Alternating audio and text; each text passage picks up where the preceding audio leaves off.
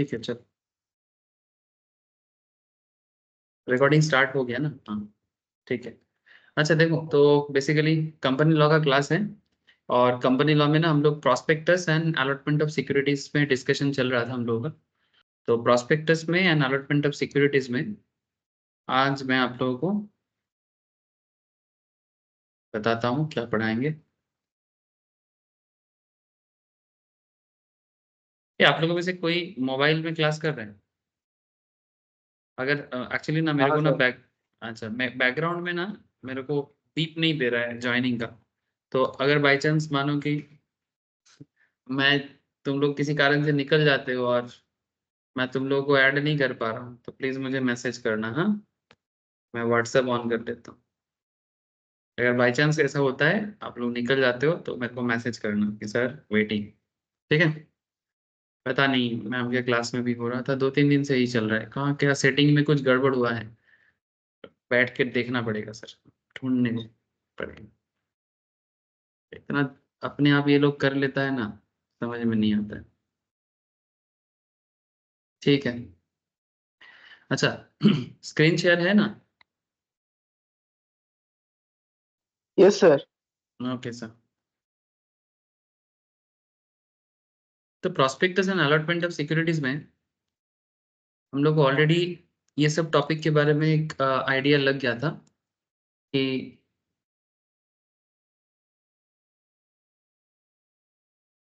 Prospectus क्या है, prospectus allotment related क्या क्या सेक्शंस है। ठीक है। लास्ट क्लास मुझे जितना याद आ रहा है, हवा नहीं आ रहा है, गर्म लग रहा है ना? गरम भी नहीं लग रहा। ऐसा क्यों हो गया भाई? Screen share. अच्छा खासा चल रहा था। क्या करें, इसको बंद करके पंखा चला? ये जो इतना स्विंग किया, हवा नहीं लगा? हाँ, तो इसका मतलब तो हवा दे ही नहीं रहा है। मैं तो पूरा दिख रहा है। हाँ हाँ। थोड़ा सा ऊपर चढ़ के देख पाएगा? तो वहां पर हाथ रख के चेयर लेके एक बार बस मेरे को बता कि हवा आ रही है। अगर आएगा तो फिर चलेगा, नहीं आएगा तो फिर मैं बंद कर दूँ। हाँ, आ रहा है ना? अच्छा, मतलब हवा का स्पीड कम हो गया। ठीक है, चल इसका मतलब चल रहा है। ठीक है, ठीक है, स्पीड का कुछ देखना पड़ेगा। जब शुरू शुरू में यार कल यहाँ तक भी पूरा हवा आ रहा है। यहाँ तक तो तो कम फिर से स्पीड का इशू होगा फिर। ठीक है, चलने दे।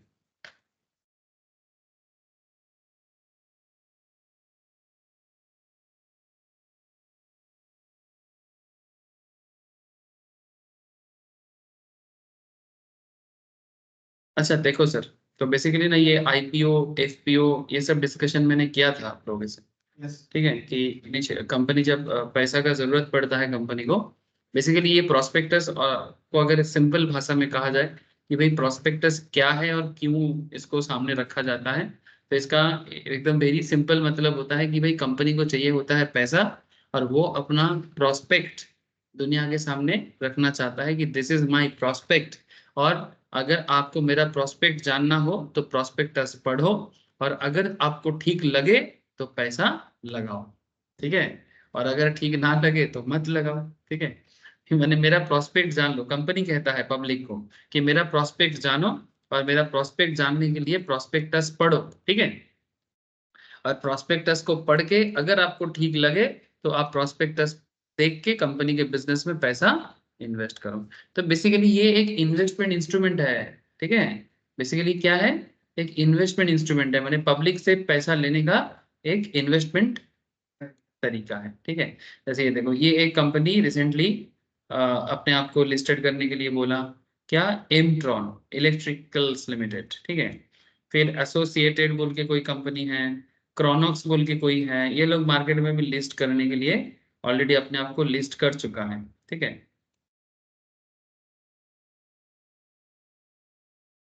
नहीं शेयर हुआ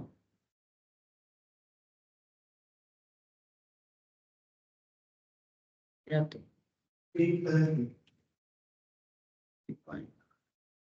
आज माथा काम नहीं कर रहा है। और तेरे को आके बोला ना मेरे को चाय नहीं मिला आज। मेरे को एक ही छोटा सा चीज का हल्का सा नशा है सर, वो है चाय। ठीक है, क्योंकि सारा दिन बकबक करना पड़ता है, थोड़ा चाय होने से माथा नॉर्मल होता है। और आज दोपहर से बकबक कर रहा हूँ 3 बजे से, लेकिन मेरे को चाय नहीं मिला, इसलिए ना इसे एनर्जी नहीं है। देख रहे हैं ना, तब से स्टार्ट तो किया बट ऐसा लग रहा है कि ना ही पढ़े तो अच्छा है। ये लोग ऑनलाइन में बैठे बैठे भी शायद सोच रहा होगा सर अगर पढ़ाना नहीं है तो ज्वाइन क्यों करवाया। अरे नहीं सर रुको, अभी स्टार्ट करने तो हो जाएगा, आ जाएगा जोश आ जाएगा। आज थोड़ा सा मेरे को ना ऐसे ऐसा लग रहा है कि सो जाए, लेकिन नहीं सर। टॉपिक पे तो डिस्कस करें। कंट्रोवर्शियल। अच्छा कंट्रोवर्शियल है कि हम बस जानना चाहते हैं आपका थॉट्स क्या है, आप क्यों उसको फॉलो किया जाता है, बस एक थोड़ा सा। अच्छा, नहीं अभी नहीं, बाद में, बाद में ठीक है, बाद बीच में लेते हैं। नहीं तो नहीं तो ऐसा होगा कि तेरा ही जवाब होगा, ये लोग पागल हो जाएगा, छोड़ो बाद में लेते हैं। सर यहाँ पर public company public offer IPO offers private placement right issue bonds issue और सेबी का रूल्स के साथ कंप्लायंस करना पड़ता है। अब private company private placement bonds issue right issue prospectus क्या है, ड्यू प्रोस्पेक्टस क्या है, ये सब मैं बोला था, यस ये सब मैं बोल दिया था। वेरी लास्ट दिन क्या बोलते हैं उसको, वो वाला प्रोस्पेक्टस दिखाया था आप लोग, वो क्या नाम है प्रोस्पेक्टस का? टीम प्रोस्पेक्टस तो पता चल गया आप लोगों को। एक है आपका एक तो ये वाला प्रोस्पेक्टस है, मैंने रेड हेरिंग प्रोस्पेक्टस। और एक है आपका है ना जिसमें बार बार इशू करने का जरूरत नहीं पड़ता, सेल्फ प्रोस्पेक्टस दिखाया था, दिखाया तो था मेरे को लग रहा है। जैसे सेक्शन 32 जो है वो ये वाला प्रोस्पेक्टस है ना, जैसे ये रेड हेरिंग प्रोस्पेक्टस। ठीक है, और लास्ट क्लास में मैंने शायद आप लोगों को एक सेल्फ प्रोस्पेक्टस भी दिखाया था। किसका दिखाया था बोलो तो? आई थिंक मैंने इंडिया बुल का आप लोगों को दिखाया था कि इंडिया बुल का बॉन्ड का, को दिखाते हैं India bull self prospectus.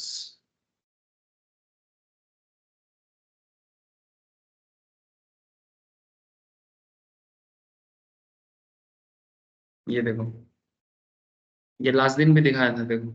India bull housing को ना, actually India bull housing finance काफी दिनों से ना पब्लिक से पैसा जुगाड़ कर रहा है।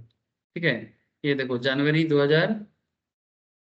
30 2030 को ये देखो सेल्फ प्रोस्पेक्टस दिखाई दे रहा है ना। ठीक है, इसमें कंपनी ये बताता है कि भी मेरे को 200 करोड़ चाहिए, 300 करोड़ चाहिए, एक बार उसमें बता देता है, लेकिन 300 करोड़ जो उनको चाहिए ना वो एक ही बार में नहीं उठाता है। बेसिकली ये डिवेंचर के केस में करता है। डिवेंचर के केस में नॉर्मली कंपनी सेल्फ प्रोस्पेक्टस का सहारा लेता है, क्योंकि मार्केट से आप लोग फाइनेंस पढ़ते हो, आप लोगों को पता है कि कैपिटल स्ट्रक्चर में हमको पता ये चल जाता है कि हमें क्या क्या सोर्स से कैपिटल जुगाड़ करना है। अगर इक्विटी जुगाड़ करना है तो सिंपल बात है भाई, फर्स्ट टाइम करना है तो आईपीओ कर लो, सेकंड टाइम करना है तो एफपीओ कर लो। और अगर आप चाहते हो कि नहीं मेरे को लोन इशू करना है, डिवेंचर इशू करना है, मार्केट में डिवेंचर इशू करके पैसा जुगाड़ करना है, तो फिर आपके पास एक दूसरा बहुत बड़ा अच्छा उपाय है, वो है कि आप डिवेंचर भी इशू कर सकते हो। जैसे आप देख सकते हैं यहाँ पर नॉन कन्वर्टेबल डिवेंचर्स दिखाई दिया ना, एक सेकेंड। नॉन कन्वर्टेबल डिबेंचर्स का और क्या मतलब होता है सर? नॉन कन्वर्टेबल डिबेंचर्स का ये भी मतलब होता है कि नॉन कन्वर्टेबल डिबेंचर्स आप इक्विटी में कन्वर्ट नहीं कर सकते। नॉन कन्वर्टेबल डिबेंचर्स माने जिसको इक्विटी में कन्वर्ट नहीं किया जा सकता। ठीक है, किसी भी दूसरे एसेट क्लास में वो ट्रांसफर नहीं होगा। सॉरी प्रिया, अच्छा ये काम नहीं कर रहा है। मैंने ये क्या बोलते हैं, मेरा एप्लीकेशंस में ना थोड़ा इश्यूज आ रहा है, आवाज नहीं दे रहा है। ठीक है, तो सेल्फ प्रोस्पेक्टस के बारे में लास्ट क्लास में बताया था, आप लोगों को याद है कि सेल्फ प्रोस्पेक्टस क्या है, इसका कैरेक्टरिस्टिक्स? हाँ चलो एक बार बता देते हैं। এই বলেছিলাম কারণ মনে পড়ছে কি পড়ছে না? सब ऐसा चुप क्यों हो सकता हुआ था? हाँ बोलो सर, क्या बोला था?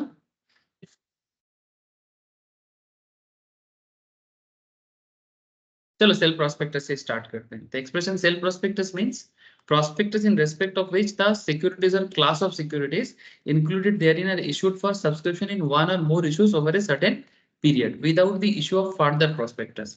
माने ऐसा नहीं कि आपको पैसा जुगाड़ करने के लिए बार बार प्रोस्पेक्टस इशू करना पड़े, एक बार जो मैंने बता दो, उसके बाद डिफरेंट ट्रांचेस में आप अपना पैसा मार्केट से रेज करो। सेल्फ प्रोस्पेक्टस का नीड के बारे में भी यहाँ मेरे को लग रहा है मैं बताया था, ठीक है। A company is required to issue prospectus each time in access the capital market. जब जब उसको कैपिटल मार्केट एक्सेस करना हो, कैपिटल मार्केट माने पैसा का मार्केट, ठीक है।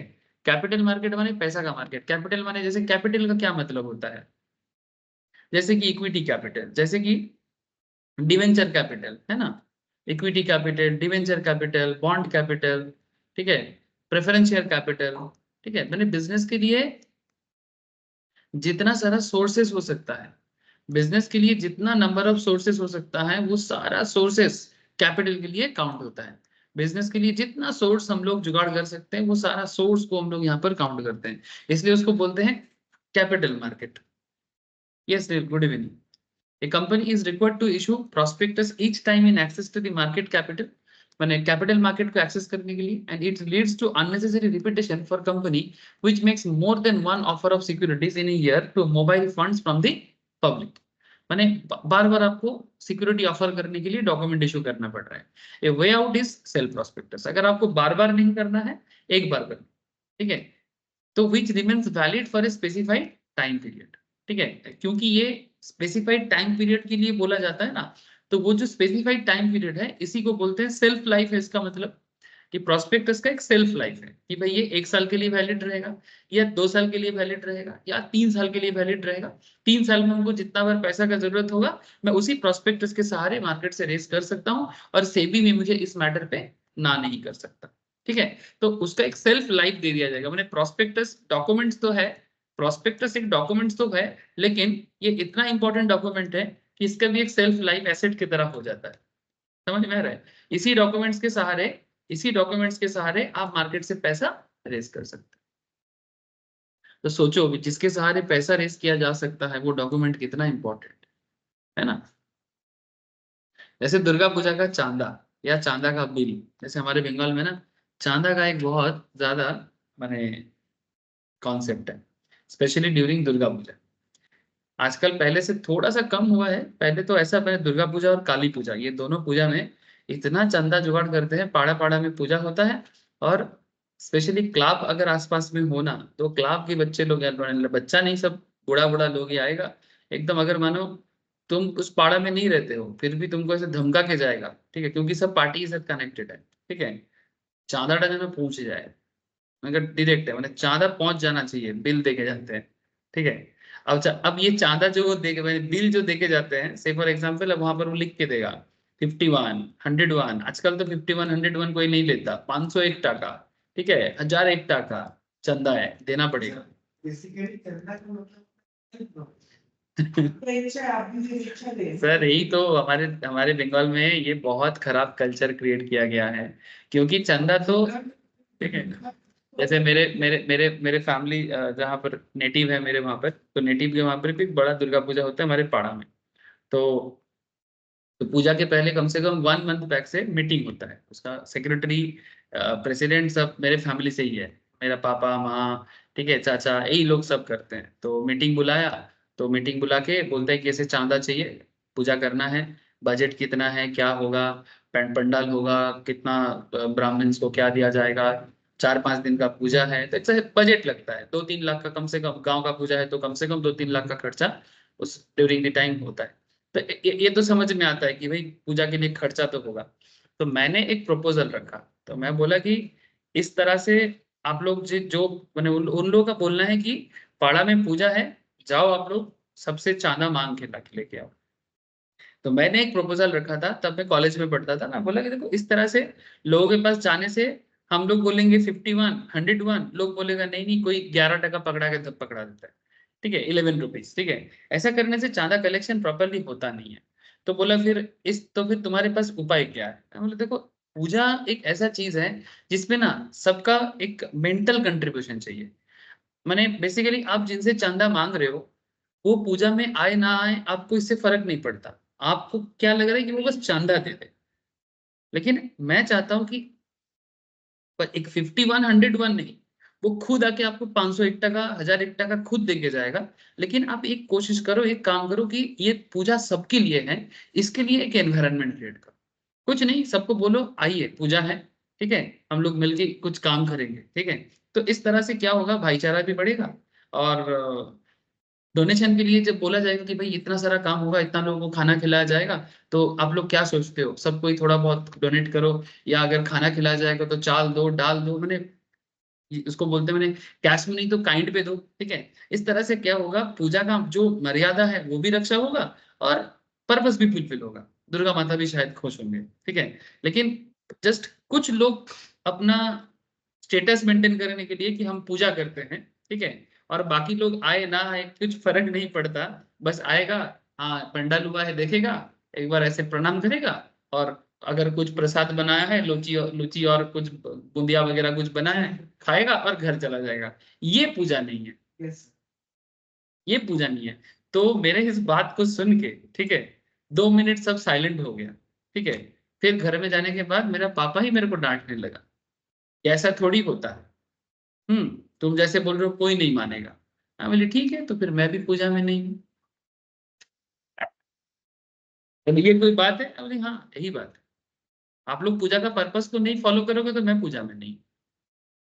पूजा का पर्पस सबको लेके चलना है, ठीक है, वो किसी का स्टेटस दिखाने का पूजा नहीं है कि वर्ल्ड से इतना बड़ा ये पूजा होगा, पंडाल लगाए, तो केवल सोसाइटी का 10% लोग ने दो की रीच है, बाकी लोग क्या है? वही तो मेरा मानना है कि पूजा बस रीच के ही है क्या। मैं बस ये दोनों के बोलूंगा, देखो मेरा पापा इस पूजा का प्रेसिडेंट है, मैं बड़ा बॉस हूँ, अबे पूजा उस पर्पस में थोड़ी होता है। उसके बाद से मैं पूजा में और कभी नहीं कंट्रीब्यूट किया, कभी नहीं, मैं मुझे जाना ही नहीं है।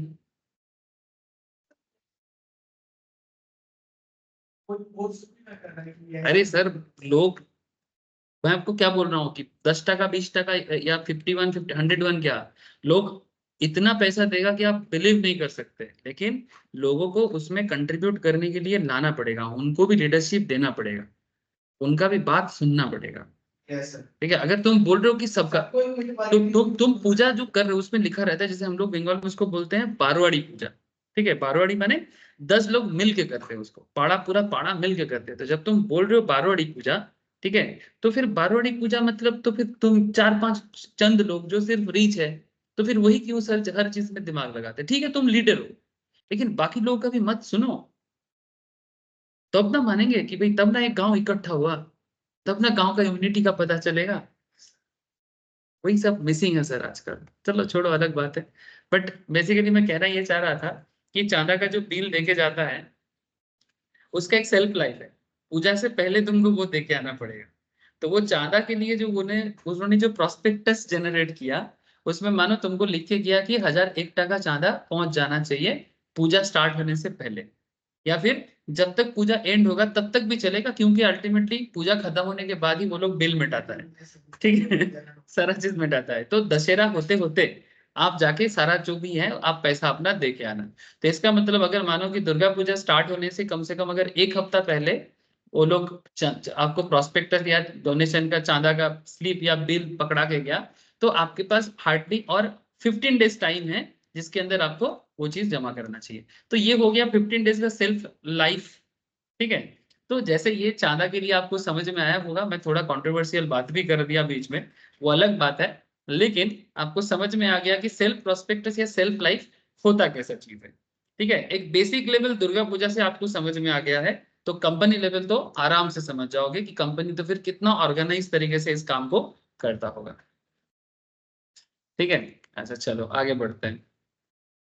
Filing of self prospectus with register. अच्छा मैंने आपको ये भी समझाया था सबसेक्शन 1 में कि अगर आप प्रोस्पेक्टस इशू करते हो तो रजिस्टर के पास उसको सबमिट करना पड़ेगा। Filing of information memorandum with self prospectus section 2 में ये भी मैं समझाया था, ठीक है, कि प्रोस्पेक्टस में सारा मटेरियल चीजें दो, माने all material facts relating to new charges created. माने बेसिकली चार्जेस क्रिएटेड क्या होता है कि जब आप मार्केट से पैसा रेज करते हो, जैसे मानो सेल्फ प्रोस्पेक्टस से क्या रेज किया जा रहा है, डिवेंचर, ठीक है। अब एक एक डिवेंचर, जैसे मैं आप लोगों को लास्ट क्लास में इंडिया बुल का डिटेल्स दिखाया था, मैं आपको दिखाता हूँ। इसके अंदर जाने से भी अच्छा एक चीज दिखाता हूँ मैं आपको, रुको। India bulls, sir India bulls पे बार बार क्यों आपका है क्या? हाँ सर, मैंने एक्चुअली इसमें किया था। सही है, नहीं, एक सेकंड, मैं बताता हूँ आपको मैं क्या बताना चाहता हूँ।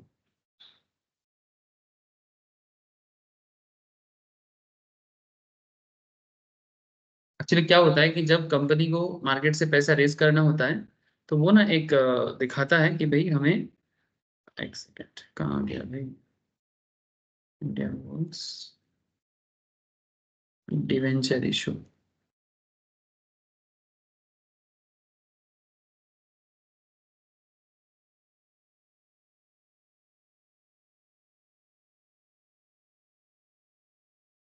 ये देखो यहाँ पर लिखा है ना, ट्रांस 5 NCT जनवरी 2024। इसमें ना एक इशू साइज होता है, ठीक है, मेरे को अभी मिल नहीं रहा है, शायद आज माथा ठीक ठाक काम नहीं कर रहा है। नहीं तो उसमें ना एक चीज दिखाता है कि लास्ट दिन दिखाया था, लास्ट क्लास में, ठीक है, उसमें ना एक डेट दिखाता है, उसमें ये दिखाता है कि सपोज आपका टोटल 10,000 का वैल्यूएशन है, माने बेसिकली मिनिमम इन्वेस्टमेंट तुमको 10,000 का करना पड़ेगा। अब मानो तुमने इंडिया बुल्स के जो डिवेंचर रेज कर रहे हैं उसमें 10,000 का अमाउंट तुम पे कर रहे हो, ठीक है। ऐसे मानो कि आप लोगों में से यहाँ पर 7-8 लोग हैं, तो 7-8 लोग मिलके 10-10-10 करके पेमेंट कर रहे हैं उसको, मतलब वो 10,000 के बदले क्या मिल रहा है? यूनिट मिलता है, डिवेंचर का यूनिट मिलता है। तो अब पॉइंट है कि अगर ये सिक्योर डिवेंचर है, ठीक है, अगर ये सिक्योर डिवेंचर है तो फिर बदले में कंपनी आपके अगेंस्ट में कुछ चार्ज क्रिएट करेगा। सिक्योर्ड का मतलब क्या हुआ? सिक्योर्ड लोन जैसे होते हैं, जैसे हम लोग बैंक में कई बार लोन लेने जाते हैं, तो लोन सिक्योर्ड है कि अनसिक्योर्ड है कैसे पता चलता है? अगर बैंक मेरे से, वो अच्छा मिल गया सर, देखा ना, मैं बोला ना माथा नहीं काम कर, सब सामने है पर मैं देख नहीं पा रहा हूँ। ठीक है, इसको बोलते हैं सर हैंग ओवर हो गया। ठीक है, गाना है ना सर, हैंग ओवर, ऐसा मेरा भी हालत है कि हैंग ओवर हो गया। ठीक है, सामने है फिर दिख नहीं रहा है, पूरा माथा खराब, ब्रेक लेना पड़ेगा, लेकिन अभी तो नहीं ले सकते। अच्छा, पब्लिक इशू ऑफ एनसीडी, ये देखो सर, वही मैं बता रहा था, 27 में प्रोजेक्ट लोटस 4 ट्रांस 6 प्रोस्पेक्टस में ए 2024। ठीक है, इसमें देखो आप, ये देखो financial report, investor presentation, annual report, notice, सब कुछ यहाँ पर अवेलेबल है। और इसमें सेल प्रोस्पेक्टस के थ्रू से पीडीएफ भी गिवन है, ये देखो। इससे पहले 10 मई को भी एक एवरेज प्रोस्पेक्टस दिया था, ये देखो ट्रांस 6 का। ठीक है, इसके पहले देखो, जितना पीछे जाओगे तुमको और मिलेगा कि इससे पहले कितना बार किया है। तो अगर आप रिसेंट वाला पीडीएफ भी ओपन करोगे तो उसमें ये क्लियरली बता देता है कब से कब तक ओपन है, कितना पैसा जमा करना है। 27 मई 2024 तक लास्ट डेट था। ठीक है, तो इसके अंदर ये देखो, यहाँ पर क्रेडिट रेटिंग एजेंसी भी अपना क्रेडिट रेटिंग देके रखा है। ठीक है, इसमें आपको एक मिनिमम इन्वेस्टमेंट करना होता है 10,000 मिनिमम यूनिट पे। एक लॉट पे आपको से फॉर एग्जांपल 10,000 देना पड़ेगा, 2 लॉट माने 20,000। अगर मानो 1 लाख करना है तो 10 यूनिट आपको मिलेगा। इस तरह से आईपीओ में भी जैसे लॉट में ही होता है। ठीक है, सिमिलरली यहाँ पर भी आपको डिवेंचर इशू करेगा और लॉट में आपको कंपनी प्रोवाइड करेगा। लेकिन क्वेश्चन उठता है सर, ये कॉन्सेप्ट को बताने के लिए सर इतना झमेला आप क्यों कर रहे हो? एक पॉइंट के लिए माथा खराब खुद का भी करते हो, हम लोग का भी करते हो। हाँ सर, मैं समझ सकता हूँ, बट यहाँ पर एक पॉइंट है सर, न्यू चार्जेस क्रिएटेड। अब आप चार्ज का क्या मतलब समझोगे? चार्ज का क्या मतलब समझोगे? ठीक है, आप लोग चार्ज का मतलब पुलिस का चार्ज समझ रहे होंगे, है ना, कि हमसे चार्ज कर दिया, ऐसा ही फील हो रहा ना। लेकिन ये चार्ज का मतलब वो चार्ज नहीं है सर, जिस चार्ज के बारे में आप सोच रहे हो। इस चार्ज का मतलब होता है मॉर्टगेज्ड। ठीक है, माने बेसिकली अगर आप सिक्योर्ड डिवेंचर कंपनी को दे रहे हो, माने कंपनी आपसे सिक्योर्ड लोन की तरह डिवेंचर मांग रहा है इशू करके, तो बदले में कंपनी बोलता है कि भाई इस बंदा ने मेरे को 1 लाख टका दिया, ठीक है, may be 10 lots of debenture मैंने उसको दिया, ठीक है, तो बदले में कंपनी का 2 AC मैं इसके नाम पे चार्ज क्रिएट कर देता हूँ, 2 एयर कंडीशनर चार्ज क्रिएट कर दिया। सर इस चार्ज से क्या होगा? इन फ्यूचर में कंपनी जब भी लिक्विडेट होगा, या बाय चांस अगर कंपनी आपको टाइमली रिपे नहीं कर पाता, या फिर रिपे करने से फेलियर होता है, तो अगर एसेट चार्ज क्रिएट किया हुआ है ना, तो कंपनी अपना एसेट बेच के जब लिक्विडेशन प्रोसेस में जाएगा आपका पेमेंट कर देगा, क्योंकि ये लोन है सर, लोन फेलियर होना नहीं चाहिए। इक्विटी का पेमेंट फेलियर हो सकता है बिकॉज वो बिजनेस रिस्क है, पर लोन का पेमेंट बिजनेस फेल नहीं कर सकता या करना नहीं चाहिए। अगर बाई चांस फेल करता है तो जब भी कंपनी लिक्विडेट होगा, ठीक है, जब भी कंपनी लिक्विडेट होगा, जिसका एसेट में चार्ज क्रिएट किया हुआ है टुवर्ड्स डिवेंचर, टुवर्ड्स लोन, ठीक है, उनको कंपनी अपना एसेट बेच के रीपे करेगा। ये है इस चार्ज का मतलब। ठीक है, इसलिए बोला sir, all material facts related to new charge created. ठीक है, मतलब समझा करो सर, लॉयर बनोगे कंपनी का, ठीक है, तो कंपनी कैसे चलता है, क्या बताना चाहता है, आपको जानना पड़ेगा, नहीं तो क्या करोगे sir. Changes in the financial position of the company as have occurred between the first offer of securities or previous offer of securities and the succeeding offer of securities। माने अगर बिजनेस के फाइनेंशियल पोजीशंस पे जितना बार तुम, जैसे मानो जब company यहाँ पर कितना, जैसे यहाँ पर मैं आपको एनसीटी का दिखा रहा था कि company non convertible debenture issue किया है। अब यहाँ पर चेक कर सकते हो कि रिसेंट ट्रेंड में 27 फरवरी से ये अपना इशू कर रहा है, फरवरी से लेके अब मई चला आया, ठीक है, फरवरी से लेके मई तक आ गया, तो in the mean time business का फाइनेंशियल पोजीशन चेंज हुआ होगा। मैंने कहना ये चाहता है सर कि अगर 27 फरवरी के टाइम पे कंपनी तुमसे पैसा मांगा था, लेकिन उस टाइम पे तुमको कंपनी का फाइनेंशियल पोजीशन ठीक ठाक लगा था, ठीक है, लेकिन अब तुम कंपनी का जो फाइनेंशियल पोजीशन चेक करने जा रहे हो इस बार, तो तुमको कुछ गड़बड़ लग रहा है। तो जब कंपनी का फाइनेंशियल पोजीशन तुमको गड़बड़ लग रहा है, ठीक है, तो ऑब्वियसली कंपनी कहना यह चाहता है कि अगर फाइनेंशियल पोजीशन चेंज हो रहा है तो आपको वो बताना चाहिए। ठीक है, इसीलिए हम लोग क्या पॉइंट पढ़ रहे हैं, हम लोग ये बता रहे हैं sir, filing of information memorandum with the sale prospectus. Section 31 subsection 2 में बोला है, a company filing a sale prospectus shall be required to file an information memorandum with the registrar within the prescribed time prior to the issue of a second or subsequent offer of securities। मैंने second time issue करने से पहले आपको जो भी important information है वो company के तरफ से जिनको भी तुम इशू करने जा रहे हो, एक आप इशू कर दो, बता दो भाई मेरा ये परिस्थिति है, मेरा ये सिचुएशन है, फिर भी आपको ठीक लगे तो आप आओ, नहीं तो मत आओ। ठीक है, अरे भाई बिजनेस का सिंपल तरीका है, यहाँ पर कंपनी का, गवर्नमेंट का मानना है कि आप जो भी करो बोल के करो, ठीक है, छुपा के करना माने वो गुनाह हो जाता है। ये तो एकदम सिंपल बात है ना, ये तो धर्म माने बेसिक धार्मिक किताब भी तो यही सिखाता है, धार्मिक किताब भी यही सिखाता है, जो ये लोग सिखाते हैं वो लोग भी यही सिखाते हैं। Proviso to subsection 2 provides a safeguard in case of changes to applicants who made payment in advance। ठीक है, who made payment in advance, उनके भी बारे में वही बोल रहे हैं कि आपको बदल लेना चाहिए। बता देता हूँ फिर से एक बार, it is provided that a company or any other person has received application for the allotment of securities along with advance payment of subscription. Before the making of any such changes, the company or other person shall intimate the changes to such applicants, and if they express a desires to withdraw their application, the company or other person shall refund all the money received as the subscription within 15 days thereof। Sir इसका क्या मतलब हुआ? इसका मतलब ये हुआ कि अगर किसी ने, कंपनी ने जब, फॉर एग्जाम्पल यहाँ पर हम लोग इंडिया बुल्स को एग्जाम्पल के लिए देख रहे हैं, इंडिया बुल ने पैसा इशू किया, मैंने डिवेंचर इशू किया, हम लोग उसको पैसा देने के लिए डिफरेंट ट्रांचेस में रेडी हो रहे हैं। हम लोग क्यों उनको देंगे जानते हो?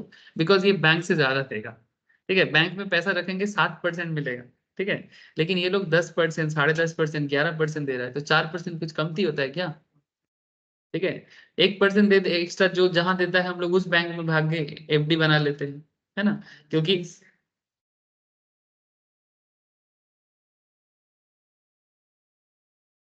AU AU small finance bank, हाँ, ये स्मॉल फाइनेंस। वो लोग 9% करके से एफडी में दे रहा था, पर मंथ दे रहा है, तो पर मंथ देना मैंने बहुत और भी ज्यादा मिलेगा आपको, क्योंकि मंथली कंपाउंडिंग में ज्यादा मिलता है, क्वार्टरली में उससे कम, हाफ ईयरली में उससे कम, और एनुअल में उससे कम।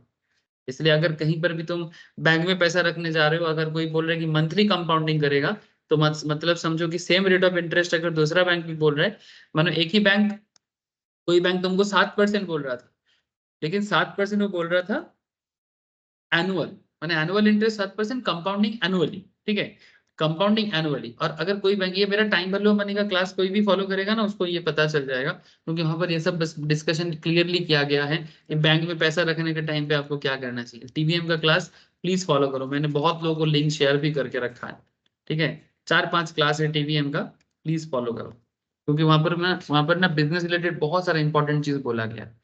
सी फाउंडेशन में जो तुम लोग करते हो वहां पर तो बेसिकली कैलकुलेशंस बेसिस में करते हो, बट यहाँ पर मैं टीवीएम कराने से पहले ना थोड़ा बिजनेस लेवल में क्या इम्पैक्ट पड़ता है वो बताता हूँ। ठीक है, जो नॉर्मली सीए फाउंडेशन लेवल में बताया नहीं जाता है, मैंने वहां पर सिर्फ कैलकुलेशन पे फोकस करते हैं कि ऐसा ऐसा ऐसा होता है, ठीक है।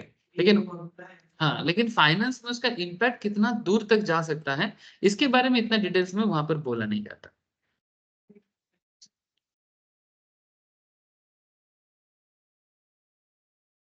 उसी के ऊपर से है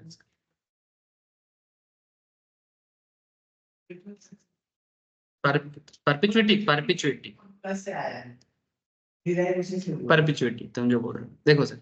तो बेसिकली यहाँ पर क्या है कि अगर किसी बंदा, अगर कोई भी कंपनी का डिवेंचर सब्सक्राइब करने से पहले, मैंने बेसिकली कंपनी डिवेंचर सब्सक्राइब किया, मैंने इशू करने से पहले ही एडवांस दे के रखा था। से फॉर एग्जांपल कंपनी 4 हिस्से में डिस्ट्रीब्यूट, मैंने बेसिकली पैसा मांग रहा है, ठीक है, ट्रांच 1, ट्रांच 2, इस तरह से स्टेप बाय स्टेप 3 4 5। मानो तुमने तुमने सोचा कि जितना बार ट्रांचेस में कंपनी पैसा मांगेगा उतना बार ही मैं दूंगा, और तुमने क्या किया, सेकेंड ट्रांचेस में थर्ड ट्रांचेस का भी एडवांस पेमेंट कर दिया था। लेकिन सेकेंड से थर्ड के बीच में मानो एक क्वार्टर निकल गया, ठीक है, एक क्वार्टर निकल चुका है। अब एक क्वार्टर में एक बिजनेस का सिनारियो बदल जाता है। रिसेंटली एचडीएफसी बैंक का लास्ट क्वार्टर के रिजल्ट्स में एचडीएफसी बैंक का शेयर 1800 टका से गिर के 1800 से गिर के 1380 में चला गया था, जस्ट बिकॉज कि लास्ट क्वार्टर, माने इससे पहले कौन सा क्वार्टर था, अभी जैसे चल रहा है अप्रैल क्वार्टर जो खत्म हुआ, ठीक है, अप्रैल में जून, ठीक है, तो मोटा मोटी अप्रैल में नहीं, मैंने जनवरी फरवरी दिसंबर, दिसंबर अप्रैल जनवरी फरवरी मार्च, मार्च क्वार्टर के रिजल्ट्स बहुत लोग अभी इशू कर रहे हैं, ठीक है, अप्रैल में बहुत लोग इशू कर रहे हैं, तो कोई कोई अप्रैल में किया, कोई कोई मई में किया। तो इससे पहले वाला जो था, हाँ, उस टाइम पे एचडीएफसी बैंक का जो रिजल्ट था वो इन्वेस्टर को माने खुशी नहीं मिला था, तो इसके कारण शेयर का दाम 1800 से लेके से 1380 में गिर गया था विद इन 2 वीक्स। और फिर बाद में जब सेकेंड टाइम में आया तो कंपेरेटिवली इन्वेस्टर ज्यादा कंपेरेटिवली खुश हुआ, तो फिर 1380 का शेयर वापस 1550 के तरफ चला गया। तो वही मैं बता रहा हूँ सर कि एक एक क्वार्टर में बहुत कुछ बदल जाता है बड़े बड़े बिजनेस पे, तो इसलिए अगर किसी ने सेकेंड क्वार्टर में थर्ड क्वार्टर का एडवांस दे दिया, और थर्ड क्वार्टर के बीच में, मतलब सेकेंड और थर्ड क्वार्टर के बीच में जो 3 4 महीना निकला, उसमें बिजनेस में बहुत कुछ बदल गया। अब मानो बंदा पहले ही एडवांस दे के रखा था, लेकिन थर्ड क्वार्टर में आते आते बिजनेस का सिनेरियो मानो खराब हो, या मटेरियल इंफॉर्मेशन में कुछ बदला हुआ, ये तो उसको पता नहीं चला ना। तो कंपनी बेसिकली कहना यह चाहता है कि अगर तुमने किसी को एडवांस लेके अलॉट कर दिया था और तुम्हारा न्यू फाइनेंशियल स्टेटमेंट के बारे में उसको पता नहीं है, तो तुम क्योंकि एडवांस लेके रखा था तो अब तुम बता दो कि मेरा फाइनेंशियल इंफॉर्मेशन ऐसा कुछ हुआ है। फिर भी क्या तुम अपना एडवांस रखना चाहते हो? जो तुमने एडवांस दिया था क्या मैं उसको अभी के साथ एडजस्ट कर लूं? अगर वो राजी हुआ तो ठीक है, नहीं तो उसको 15 दिन के अंदर वापस कर दो, ये कहना चाहता है। यानी चेंजेस जो होता है, वो चेंजेस के बारे में अगर आपने किसी से एडवांस लिया था और उस चेंजेस के बारे में अगर उसको पता नहीं था, और आप उसको क्योंकि पता कैसे चलेगा, फाइनेंशियल इंफॉर्मेशन रिलीज होगा तब ना पता चलेगा। तो फाइनेंशियल इंफॉर्मेशन जब क्वार्टर का आया तब उसको पता चला, और क्योंकि उसका पैसा तो पहले ही एडवांस दे के रखा है, तो ये इंफॉर्मेशन उसको पता नहीं चला। तो इस कारण से वो उसको कंपनी के पास एक मौका होना चाहिए कि वो उसको बताए कि मेरा इंफॉर्मेशन ये है, फिर भी अगर आप रखना चाहते हो तो रखो, अदरवाइज रिफंड कंपनी को करना चाहिए। ठीक है सर, लॉ है ना, तो लॉ लॉ का बात करता है और उसका फाइनेंशियल इंपैक्ट को देखता है। लॉ क्या करना चाहता है? जस्टिस। ठीक है, देखो, procedural aspects, rule 10 of the companies rule 2014, the information memorandum shall be prepared in form TAS 2। TAS कहां से आया? ये एब्रिविएशन है prospectus and allotment of securities का। मैंने prospectus and allotment of securities को अगर तुम शॉर्ट में बताओगे तो क्या नाम दोगे? PA। ठीक है, ये पैस टू करके माथा खराब मत कर लेना, ठीक है, कि पैस टू फॉर्म नंबर है। एक्चुअली जितना फॉर्म यूज होता है कंपनीज एक्ट में, ठीक है, जैसे जो लोग सीएस का है उनका एक पेपर भी रहता है ना, सेटिंग अप का, उसमें भी ना अलग अलग फॉर्म का जो डिटेल्स रहता है, वो फॉर्म का डिटेल्स एक्चुअली इसी पॉइंट से आता है। माने आप फॉर्म का नाम रट्टा लगा सकते हो, बट रट्टा लगाने से पहले आप जानो कि नाम क्यों ऐसा पड़ा। जैसे prospectus and allotment of securities, इसका नाम ऐसा इसलिए पड़ा क्योंकि पैस टू, इसलिए बिकॉज ये इसका एब्रिविएशन है, ठीक है। ऐसा ही इनकॉर्पोरेशन में क्या बोलते हैं, आईएनसी करके बोलता है, ठीक है, इस तरह का करके बोलते हैं। उसी तरह से मैंने इनकॉर्पोरेशन के लिए आईएनसी, प्रोस्पेक्टस के लिए PAS, these are the technique to remember this things. मेरे सरकार को भी तो बहुत कुछ रिमेम्बर करना पड़ता है। हाँ हाँ हाँ हाँ, dot E XL, Excel, PowerPoint presentation, हाँ दैट्स सेम थिंग, उसी का ही कॉन्सेप्ट है। अच्छा, क्या बोले से rule 10 of the companies rule 2014, the information memorandum shall be prepared in form PS2, it shall be filed with the registrar on ROC along with the fees as provided in the company's rules 2014 within 1 month prior to the issue of a subsequent offer of securities under the sale prospectus। मैंने जो भी change होगा उसके बारे में तुमको ऐसा करना चाहिए। अच्छा, इन्फॉर्मेशन मेमोरेंडम अगर सेल प्रोस्पेक्टस के साथ जोड़ दिया जाए तो उसे भी डीम प्रोस्पेक्टस मानेंगे। डीम प्रोस्पेक्टस के बारे में भी लास्ट क्लास में मैंने बोला था कि डीम प्रोस्पेक्टस इज लाइक जैसे कि कोई नोटिस हो गया, कोई सर्कुलर हो गया, अगर उसमें भी कुछ इतना बड़ा चेंजेस है ना जो इम्पैक्ट करता है शेयर मैंने मनी इशू में, तो उसे भी डीम प्रोस्पेक्टस कहा जाता है। ये लास्ट क्लास में डिस्कस मैंने किया। सर यहाँ पर एक क्वेश्चन दिया है, चलो इसको करते हैं, क्या बोलता है। An applicant who made application for allotment along with advance payment of subscription, एक एप्लीकेंट ने एप्लीकेशन डाला for allotment along with advance payment of subscription, if he expressed a desire to withdraw his application after changes reported in information memorandum came to his knowledge, the company के पास क्या options है। the company के पास options है, may refund the money as directions by board of directors, shall refund the monies after deducting the administrative charges within 15 days, यानी कुछ administrative charges हो सकता है जो काट के वो पेमेंट को वापस कर सकता है। shall refund all the monies received as subscription within 15 days, ये एक इंपॉर्टेंट है, and shall refund the monies after deducting the administrative charges within 30 days।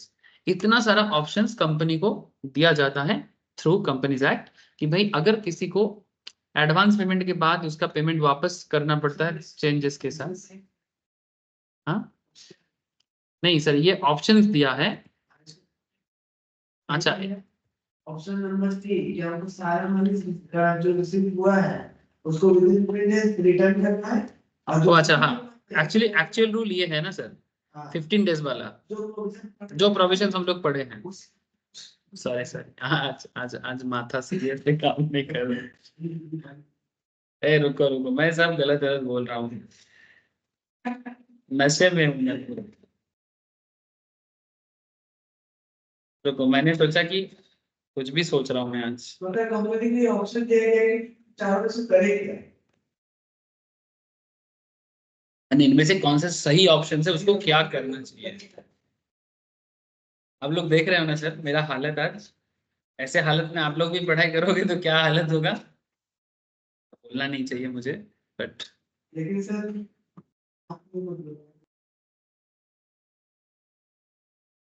नहीं नहीं ऐसा बात, सब बड़े हो आप लोग, मैं अपना गलती छुपा के बहाना मार के कोई फायदा नहीं है।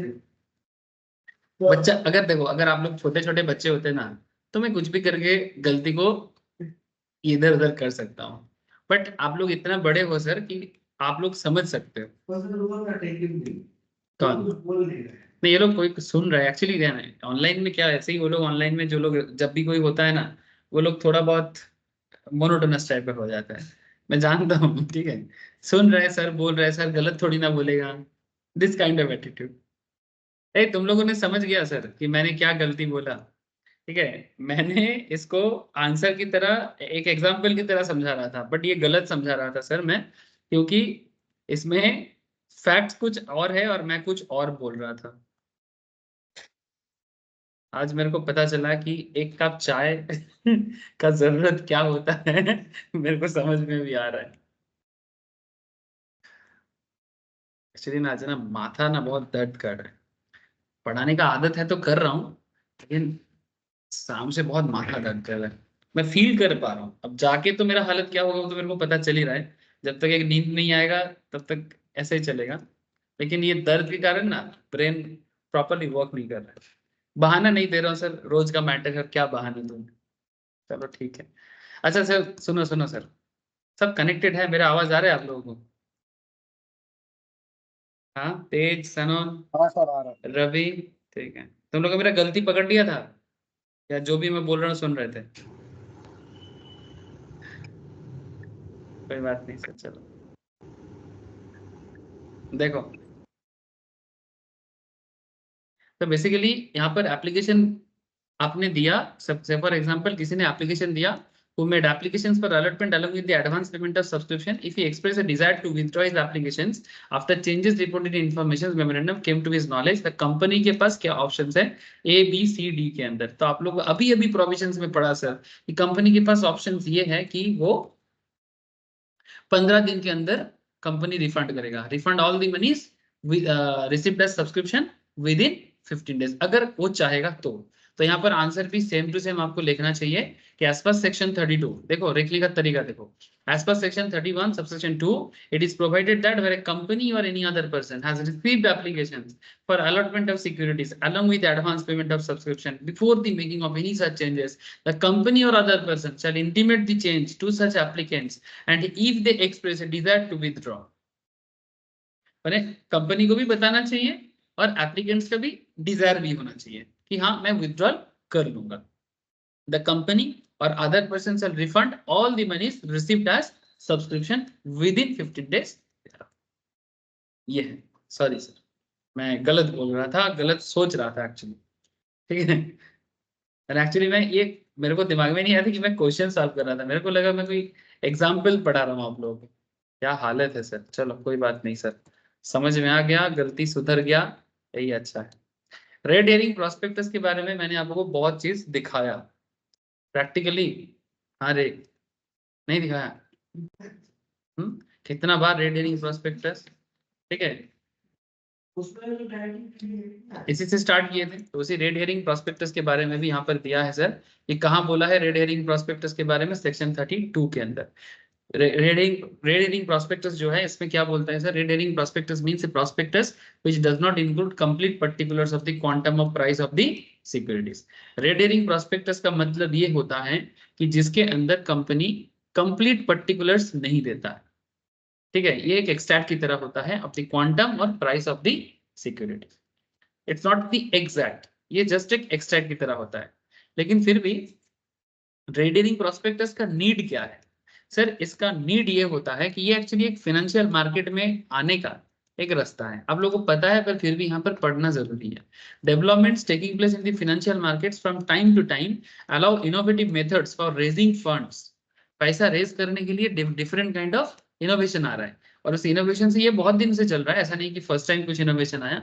ऑलमोस्ट 30-40 साल से भी ज्यादा हो गया इस तरह का कॉन्सेप्ट यूज किया जाता है। So as to avail the most of favourable market conditions. Market का फेवरेबल कंडीशंस का क्या मतलब है कि किस टाइम पे मार्केट में आने से, जैसे आप लोगों को मैं बार बार बोलता हूं कि the issue of book building of issue are facilitated by the concept of red herring prospectus whereby the price per security and number of securities are left open to decided post closure of the issue। इसका क्या मतलब है sir? Sir इसका मतलब है कि ये जो 2-3 पॉइंट यहाँ पर बोला है कि फेवरेबल कंडीशंस का फायदा लेना, एक बार बोला है कि बुक बिल्डिंग प्रोसेस के साथ काउंट होना, तो ये क्या होता है? Book building, favourable conditions. जैसे ये देखो क्या लिखा है, book running lead manager to the issue. तो जो लोग इस पूरा ये जो बिजनेस है इसका मार्केट में जितना जरूरत है, ठीक है, ये जो कंपनी मार्केट में अपना फंड रेज करने के लिए आ रहा है, इनका जितना जरूरत है वो जरूरत पूरा करने के लिए जो कंपनी मेनली काम कर रहा है उसका नाम है हेम सिक्योरिटीज लिमिटेड। ये हेम सिक्योरिटीज लिमिटेड जो है सर, ये बुक रनिंग लीड मैनेजर है, DRLM है। और बुक रनिंग लीड मैनेजर जो होता है उनका काम ये होता है कि वो बुक बिल्डिंग प्रोसेस में हेल्प करे। नाउ इस कॉन्सेप्ट को बुक बिल्डिंग क्यों बोलते हैं? इस प्रोसेस को इसलिए बुक बिल्डिंग बोलते हैं क्योंकि कंपनी को जितना पैसा चाहिए होता है उसका पूरा प्रोसेस, उसका मार्केटिंग करना, उसका अगर बाई चांस कुछ पैसा मार्केट में थोड़ा बहुत इधर उधर रह जाता है, अगर मिलता नहीं है, तो फिर जो DRLM होते हैं या मार्जिन बैंकर होता है या अंडर राइटर्स होते हैं उनको अपनी पॉकेट से भी देना पड़ता है। माने इनका बिजनेस का अपना एक रिस्क है, ठीक है, जो बेसिकली ये लोग अंडर राइटर्स भी होते हैं, ठीक है। तो यही लोग हैं जो मार्केट से इनका जितना 100 करोड़ 200 करोड़ जो भी चाहिए होता है वो आप डिटेल्स पढ़ने से आपको पता लग जाएगा, वो इसका पूरा प्रोसेस में हेल्प करेगा। और आईपीओ जब पूरा प्रोसेस कंप्लीट हो जाए, कंप्लीट होने के बाद किसको कितना अलॉट किया गया है, ओवर सब्सक्रिप्शन हुआ कि अंडर सब्सक्रिप्शन हुआ, in the entire concept is basically managed by this kind of companies. और बदले में ये क्या लेता है, कमीशन, पूरा इशू का। सी फॉर एग्जांपल 300 करोड़, ये बोला ठीक है 300 करोड़ का टोटल आपका जरूरत है, हमको 1% चाहिए या 0.5% चाहिए। अभी मार्केट में कंपटीशन है, ऐसे कंपनीज भी कम नहीं है, तो वो लोग अपना कमीशन पे काम करते हैं। चलो, अब इसी बात को क्यों मैंने यहाँ पर बोला, क्योंकि इसमें यही चीज बोल रहा है। अच्छा, अब यहाँ पर एक चीज, बुक बिल्डिंग तो समझ में आ रहा है। Next important part is sir कि favourable market conditions. What is favourable market conditions? Normally आप देखेंगे कि जब जब मार्केट में आईपीओ रिलीज होता है, जिस टाइम पे स्टॉक मार्केट एक पॉजिटिव नोट में होता है, कोई भी कंपनी उस टाइम पे आईपीओ नॉर्मली लेके आना नहीं चाहता है जब मार्केट में नेगेटिव कॉन्सेप्ट चल रहा है। माने अगर ओवरऑल स्टॉक मार्केट नेगेटिव है तो उस टाइम पे आईपीओ नॉर्मली लॉन्च नहीं किया जाता। क्यों? क्योंकि अगर मार्केट नेगेटिव है, से फॉर एग्जांपल इकोनॉमी नहीं, जैसे कोरोना पीरियड में कोई आईपीओ नहीं आया, कोरोना जाने के बाद आया, 2021 में कुछ कंपनीज आया सर, लेकिन कोरोना जितना दिन तक एकदम हाई वेव चला था, कोई आईपीओ नहीं आया। इवन आने के बाद जिस दिन कोरोना डिक्लेयर किया, उसके पहले दिन एक आईपीओ रिलीज हुआ था, मेरे को आज भी पता है क्योंकि मैं खुद उसको खरीदा था। उसका नाम था एसबीआई कार्ड। आप हैरान हो जाओगे, एसबीआई कार्ड का बिजनेस कंडीशन काफी बेहतर था और उसका शेयर ग्रोथ होने वाला ही था। ठीक है, इवन मैंने भी उस टाइम पे स्टॉक मार्केट क्लास में सबको एकदम चिल्ला चिल्ला के बोला, ये 2020 का बात है सर, ठीक है, कि सबको मैं बोला कि आप लोग एकदम एसबीआई कार्ड का शेयर खरीद लो। स्टेट बैंक ऑफ इंडिया नहीं, सॉरी, एसबीआई कार्ड। समझाता हूँ सर क्या हुआ था। तो एसबीआई कार्ड कितना चल रहा है, 691 में अभी चल रहा है, लेकिन उस टाइम पे ये आया था अप्रोक्स आई थिंक 650, 600 650 में आया था। ठीक है, ये देखो, देख रहे 2020 मार्च 20 तारीख को कोरोना डिक्लेयर हुआ था। यस ठीक है, 20 मार्च को डिक्लेयर हुआ था और ये 26 मार्च का डेटा है। और ये देखो 13 मार्च को ये, 13 मार्च को ये आया था। अच्छा, 700 टका करके था, फिर शेयर का दाम बढ़ा था और उसके बाद गिर गया। कितना गिरा देखो, 900 1000 कुछ ऐसे में आया था मार्केट में। और आने के बाद सबको लगा था 1200 1300 में जाएगा, लेकिन ऊपर ना जाके लिस्टेड होने के बाद ये ऊपर नहीं गया, देखो सीधा गिरा पूरा आधा। देख पा रहे हो सर, 1000 का शेयर मार्च से अप्रैल मई के अंदर पूरा आधा हो गया। क्यों? Due to corona. तो क्या ये फेवरेबल कंडीशन हुआ उनके लिए? लेकिन सर ये कोरोना डिक्लेरेशन से पहले पास हो चुका था, मैंने किसी को नहीं पता था कि इस तरह से मोदी जी आएंगे और अचानक से बोलेंगे। ऐसे तो दुनिया भर में कोरोना फैल चुका था, लेकिन इंडिया में क्या होगा इसके बारे में कोई क्लैरिटी नहीं था।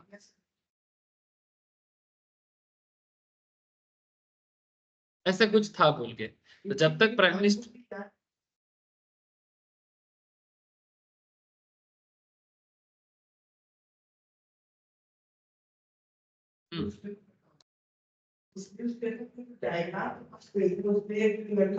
साइकिल चला रहा हूँ, मास्क पहन के साइड से वो चाइना की न्यूज़ था। अच्छा जिसमें कोरोना फैला हुआ। ऐसा कोई भी न्यूज़ इंडिया में लागू नहीं था, लेकिन वो लास्ट एग्जाम पे बोर्ड एग्जाम था, उसमें ऑलमोस्ट कोरोना की वजह से 24 से मतलब 12 स्टूडेंट कर दिया कोरोना की वजह से। समझ में आ रहा है सर? और एग्जाम के बाद 2 दिन बाद प्रिडिक्ट किया था मुझे, अब 22 तारीख से लॉकडाउन अब ये है सिचुएशंस। अब इस तो फेवरेबल कंडीशन का मतलब है कि जब भी कोई कंपनी आईपीओ लाता है, तो आईपीओ लाने के टाइम पे रेड हेरिंग प्रोस्पेक्टस इशू किया जाता है और फेवरेबल मार्केट कंडीशंस का फायदा लेने का कोशिश किया जाता है। जैसे हाल फिलहाल में जब से ये लास्ट 3-4 महीने से बहुत आईपीओ आया है, बहुत। क्यों? क्योंकि मार्केट कंडीशंस फेवरेबल है। ठीक है, मैं आपको दिखाता हूँ कि लास्ट 3-4 महीने से क्यों मैं बोल रहा हूँ कि मार्केट फेवरेबल है। इसके लिए आपको ज्यादा कुछ नहीं करना है, आपको जस्ट टाइप करना है निफ्टी 50 और आप यहाँ पर देखो 6 मंथ्स देखो, मैं ज्यादा नहीं सर 6 मंथ्स देखा, 6 मंथ्स में ओवरऑल मार्केट का ग्रोथ देखो आप, 20,000 से मार्केट 22,000 में गया है। 6 महीने के टाइम पीरियड में मार्केट का overall growth is not bad, 6 महीने में कम से कम 12% के आसपास ग्रोथ दिया। तो कहीं ना कहीं मार्केट नेगेटिव तो है नहीं, फेवरेबली। तो जब भी मार्केट में, और लेटेस्ट में देखो लास्ट अप्रैल में से तो और ज्यादा, मैंने यहाँ से देखो मार्च अप्रैल से 21 से मार्केट पूरा 23 तक गया है देखो, ठीक है। और इसी पीरियड में आईपीओ ज्यादा लॉन्च हुआ है, मेरे से इस साल का बात कर रहा हूँ। तो ये होता है फेवरेबल कंडीशन का तरीका, ठीक है सर। सवाई बुझते पारছে तो? Hello. Yes sir. Timing of issue of red herring prospectus subsection 1 में कहता है, सेक्शन 32 में, a company proposing to make an offer of securities में issue a red herring prospectus prior to issue of a prospectus. Normal prospectus issue करने से पहले आपको red herring prospectus issue करना चाहिए। Filing of red herring prospectus register को क्या करना चाहिए, सबसेक्शन 2 कहता है, a company proposing to issue a red herring prospectus shall file it with the register at least 3 days prior to the opening of the subscriptions. Subscription opening होने से पहले 3 दिन, एटलीस्ट 3 दिन पहले रजिस्टर मैंने आरओसी में आपको प्रोस्पेक्टस के बाद में फाइलिंग कर देना चाहिए। Obligation under red herring prospectus, red herring prospectus shall carry same obligations as applicable to a normal prospectus, and any variation between the red herring prospectus and a prospectus shall be highlighted as variation in the prospectus। अगर कुछ भी changes है तो बता देना चाहिए कि भाई मेरा नॉर्मल प्रोस्पेक्टस और रेड हेरिंग में इतना डिफरेंस है। Filing with register and SEBI upon closing of offer, subsection 4 कहता है, upon the closing of the offer of securities under this section the prospectus stating therein the total capital raised, the total capital raised whether by way of debt or share capital। मैं आपको बार बार बता रहा हूं sir कि market में या तो हम लोग लोन के लिए जाते हैं या तो हम लोग शेयर के लिए जाते हैं। ये तो हम लोग एकदम फाइनेंस का मुद्दा हो गया ना, या तो डेब्ट के लिए जाएंगे या तो शेयर के लिए जाएंगे। ये भी पता चल गया कि डेब्ट के लिए हम लोग सेल प्रोस्पेक्टस नॉर्मली यूज करते हैं और शेयर के लिए नॉर्मली हम लोग रेड हेरिंग प्रोस्पेक्टस यूज करते हैं। And the closing price of the securities and any other details as are not included therein। अगर कुछ भी ऐसा हो तो रजिस्टर को आपको बता देना चाहिए। Filing with register and SEBI upon closing of offer, subsection 4 ये चीज बताते हैं। In the red herring prospectus shell be filed with register and the security and exchange board, माने सेबी। अच्छा, अब यहाँ पर देखो बुक बिल्डिंग के बारे में मैं आपको तब बता रहा था, BRLM के बारे में। यहाँ पर बुक बिल्डिंग का एक नोट्स भी दिया। क्या दिया? It is actually price discovery method. In this method the company does not fix up a particular price for this year but instead gives a price range। this is also known as price band। इसे price band भी कहते हैं। And underwriter, मैं आपको बोल रहा था ना कि जो लोग इस पूरा काम को लेते हैं उनको क्या कहते हैं सर? अंडरराइटर्स। जैसे अभी जो कंपनी के बारे में मैं आपको बोल रहा था, हेम सिक्योरिटीज, ठीक है, इसके बारे में बोल रहा था सर, हेम सिक्योरिटीज, जिसमें कॉन्टेक्ट पर्सन कौन है हेम का? रोशनी लाहौटी, ठीक है, चाहो तो कांटेक्ट कर सकते हो। अच्छा, रोशनी लाहौटी कांटेक्ट पर्सन है हेम सिक्योरिटीज का, वो अलग बात है सर। आप लोग जैसे ही लोग होते हैं सर, अंडररेटेड नॉर्मल लोग नहीं बन सकता। मैंने एक अंडररेटिंग कंपनीज में मैंने, they are also known as investment banker, ठीक है। तो ये लोग जो ये सब काम करता है, इनके यहाँ पर नॉर्मली मैंने जो प्रोफेशनल लेवल में होते हैं ना, वही लोग होते हैं, ठीक है। आपका अगर फाइनेंशियल सेंस, लीगल सेंस अच्छा हो और chartered accountant, company secretary, cost accountant, यही लोग ये सब एरिया में काम कर सकते हैं। मैंने बाकी MBA फाइनेंस भी कर सकते हैं अगर वैसा इंस्टीट्यूट में पढ़ा हुआ हो तो, ठीक है। बिकॉज डिटेल्स नॉलेज चाहिए सर, ठीक है। कुछ साल कंपनी में काम करने का नॉलेज होना चाहिए, एटलीस्ट 5-7 साल 10 साल आप एक कॉर्पोरेट लेवल में काम करोगे, उसके बाद आपको इस तरह का बड़ा बड़ा काम मिलेगा मार्केट में। हाँ हाँ, मैंने नॉर्मल पहले आप कंपनी में रहो, कंपनी में क्या क्या होता है देखो। एक्चुअली देखो, अभी आप लोग जो पढ़ रहे हो ये बेसिकली एक कंपनी में जो जो चीजें घट सकता है या घटता है, ठीक है, इसके बारे में आपको एक जानकारी दिया जा रहा है कि भाई जानो कि क्या क्या होता है। वो अच्छा, तेज बहुत देर से वेट कर रहा है।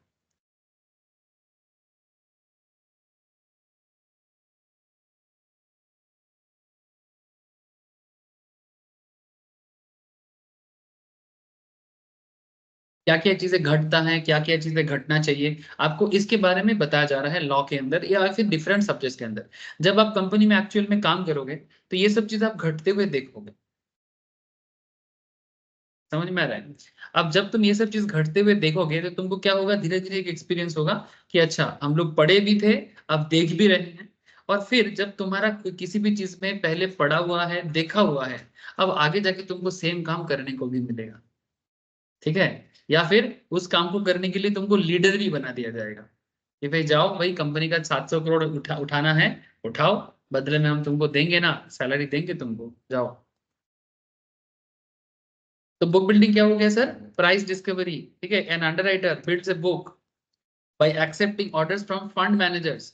फंड मैनेजर्स कौन है भाई? फंड मैनेजर्स इनको बोलते हैं सर जो बेसिकली म्यूचुअल फंड चलाते हैं। अब जब कोई कंपनी मार्केट में नया आता है, हम अब जैसे लोग सारा पैसा थोड़ी दे देता है पैसा। चलो आपको रियल लाइफ सिस्टम बताते हैं।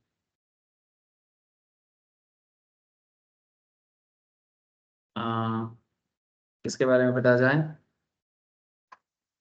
रिलायंस, एक कंपनी का नाम लेते हैं, शेयर होल्डिंग्स।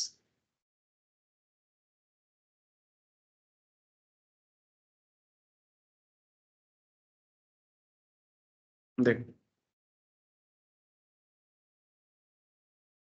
रिलायंस कंपनी में कौन कौन शेयर होल्ड करके रखा है, इस आइडिया को दो। तो इस बात को मैं क्यों समझा रहा हूँ, क्योंकि समझना इसलिए जरूरी हो जाता है कि एक कंपनी, ये तो रिलायंस है, रिलायंस में तो सर हर कोई चाहता है कि रिलायंस में थोड़ा सा पैसा हमारा भी रहे, है ना। लेकिन जब भी कोई कंपनी मार्केट में नया आता है, वो भी चाहता है कि हमारे बिजनेस में कोई फंड हाउस आ जाए, म्यूचुअल फंड हाउस। जैसे आप देख सकते हैं कि रिलायंस में मोटा मोटी 50% प्रोमोटर होल्डिंग है, यानी रिलायंस फैमिली का ऑलमोस्ट 50% होल्डिंग। अच्छा, एफआईआई होल्डिंग है 22%। 22% मैंने टोटल, अगर रिलायंस के पास जितना मार्केट कैपिटल है उसका 50% रिलायंस का फैमिली का, 22% फॉरेन इंस्टीट्यूशनल इन्वेस्टर्स का। Yes. ये सब फॉरेन कंपनीज के पास है। 7.5% म्यूचुअल फंड के पास।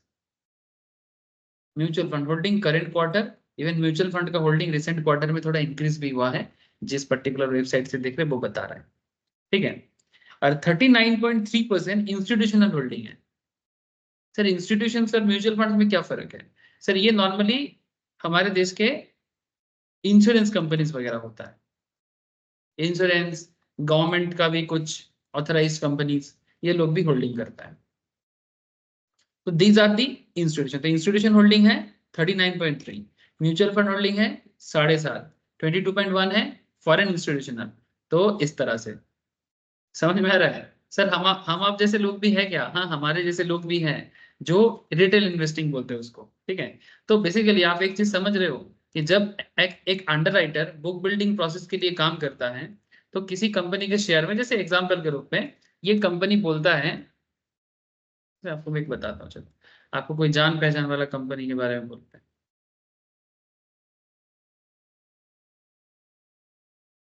जैसे आप लोगों को मैं गो डिजिट के बारे में बोला था किसी क्लास में, याद है आप लोगों को? गो डिजिट, Yes.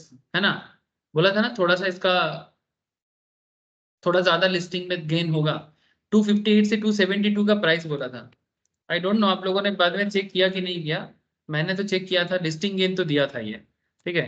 लेकिन बीच में बहुत दिन देखा नहीं, एक बार देख लेते हैं सर गो डिजिट करेंटली कहाँ है।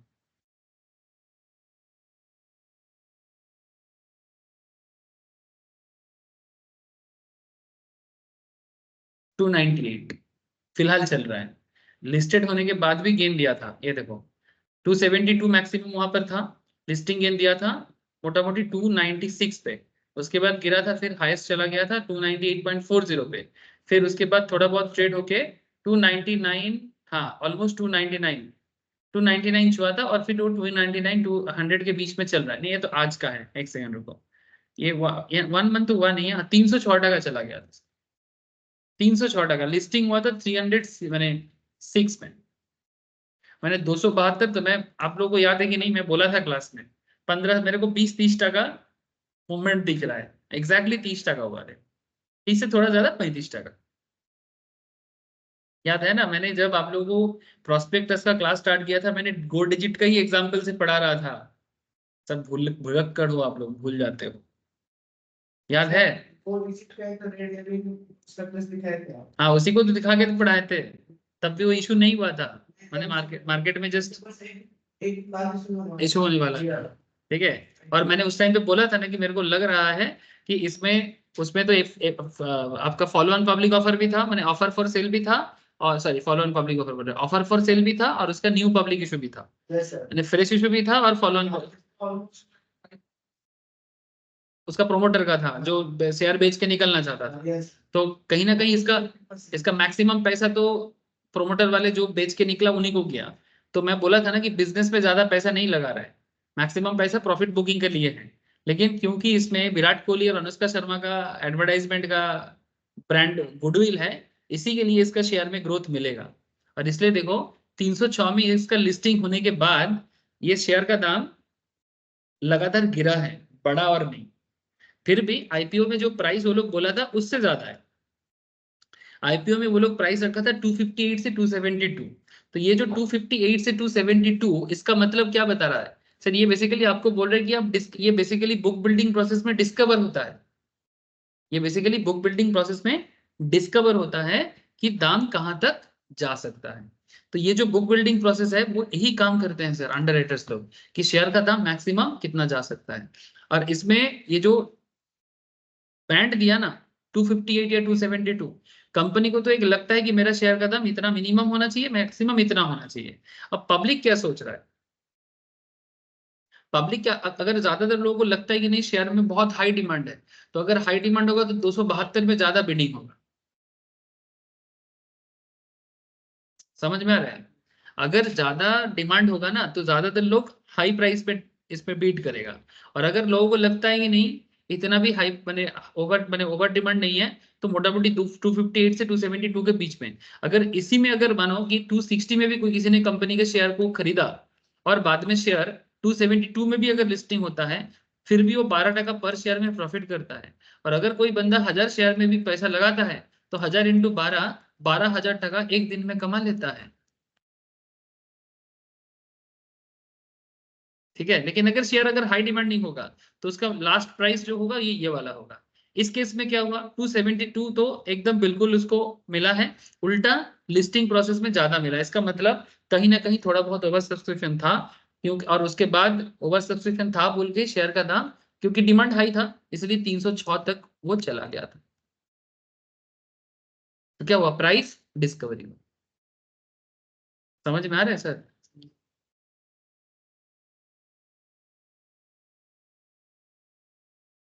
पता नहीं, आप लोग तो थ्योरी थ्योरी बोल के पढ़ते हो, लेकिन मैं तो पढ़ाने के टाइम पे सब पैसा का ही बात करता हूँ। हाँ, I hope it's clear to all of you. अब एक बात करते हैं, चलो रेड हेरिंग प्रोस्पेक्टस तो पहले भी समझा था, फिर से एक बार पढ़ाई कर लिए। Concept of average prospectus, issue of application forms for securities, section 33 में बोलता है एवरेज प्रोस्पेक्टस का मतलब है कि means memorandum containing such salient features of prospectus. ये नॉर्मल प्रोस्पेक्टस को ही एवरेज प्रोस्पेक्टस कहते हैं, as may be specified by securities and exchange board of by making regulation in this behalf. Average prospectus क्या है, इसका नीड क्या है? Average prospectus is the summarised form of actual prospectus. किसी भी प्रोस्पेक्टस का जो समराइज्ड फॉर्म होता है उसे एवरेज प्रोस्पेक्टस कहा जाता है। जैसे अभी आपको मैं जो इंडिया बुल पढ़ा रहा था, सॉरी पढ़ा नहीं रहा था, दिखा रहा था, कहाँ चला गया भाई, इतना सारा चीज खोल के बैठना पड़ता है और पढ़ाते पढ़ाते खो जाता हूँ सर, कहाँ चला गया कहाँ चला गया। ये देखो, यहाँ पर एक था ना एवरेज प्रोस्पेक्टस,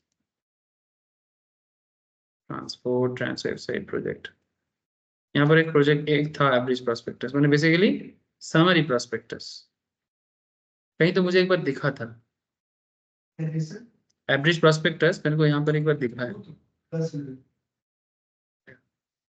आज आज मेरा आप समझ रहे हो सर, सामने है पर दिखाई नहीं दे रहा है, पता नहीं मेरा सीरियसली हैंगओवर चल रहा है। एवरेज प्रोस्पेक्टस टू द ट्रांसिक्स प्रोस्पेक्टस 8 2024, ये देखो, इसको खोलो, इसमें क्या लिखा है एवरेज प्रोस्पेक्टस। सर पढ़ना क्या है, देखो, मेरा यही मानना है, इफ पॉसिबल जितना संभव हो सकता है, इवन आप लोग जब प्रैक्टिकली काम करने जाओगे ना, इतना तो मैं गारंटी दे सकता हूं, अगर आप लोग सच्चे दिल से पढ़ रहे हो, ठीक है, ऐसा नहीं कि पढ़ रहे हो और घर पे भूल रहे हैं, अगर ऐसा कोई कर रहा है तो वो कभी ये चीज कनेक्ट नहीं कर पाएगा। बट जो सीरियसली सच्चे दिल से पढ़ रहे हैं ना, वो माने जिस पर्पस में आप पढ़ रहे हो, आपका पर्पस फुलफिल होगा गारंटी। आप बिलीव नहीं कर सकते, अगर आप सच्चे दिल से पढ़ रहे हो ना, अपने विश्वास के साथ, आप जब काम करने जाओगे कंपनी में, कंपनी में जो लोग आपका प्रिंसिपल या ओनर जो भी होगा, वो खुद भी ताज्जुब हो जाएगा कि बच्चा को कैसे पता है। नॉर्मली लोग काम करने आते हैं तब सीखते हैं, लेकिन आप उससे पहले उनसे ज्यादा जान के जा सकते हैं। मैं ये नहीं बोलूंगा कि उससे ज्यादा जान जाओगे, बट एटलीस्ट जो एक न्यू कमर से एक्सपेक्ट नहीं किया जाता, उसी तरह का नॉलेज अगर आप लेके जाते हो, यही एक चीज स्टूडेंट्स को बाकी लोगों से अलग करता है। कि ऐसा नहीं है कि हमने सिर्फ डेफिनेशन रट के आया, मैंने चीज देख के भी आया, वास्तव में कंपनी क्या करता है वो भी जाना, जरूरत पड़ने से घर पे बैठे बैठे रीड भी किया, ठीक है, ताकि पता चले कि भाई होता क्या है। तभी ना कंपनी के जब काम होगा, हम लोग मानो बोला कि एवरेज प्रोस्पेक्टस रेडी करना है, तो आप भी कॉन्फिडेंस में बोलोगे यस सर आई कैन, है ना। अगर आप पहले तो अगर मानोगे नहीं एवरेज प्रोस्पेक्टस वो क्या होता है रे, पढ़ा था क्या ठीक है, तो फिर अरे नहीं था, हम लोग सेक्शन 32 में पढ़े नहीं है। ओ हो, हाँ क्या करना क्या होता है, सोचो जरा 2 मिनट, सिर्फ अपने कान को ऑफ करके सोचो, फिर उसी में तो तुम्हारा आधा वैल्यूएशन गिर गया।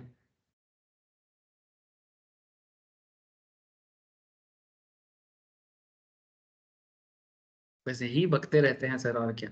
चलो देखो, तो एवरेज प्रोस्पेक्टस का मतलब क्या बता रहा है सर, कि एक्चुअल प्रोस्पेक्टस का एक समराइज्ड फॉर्म होता है average prospectus, containing the salient features of prospectus to cut the cost involved in the publication of large number of prospectus which has to accompany the application forms for shares or debenture in case of public offer।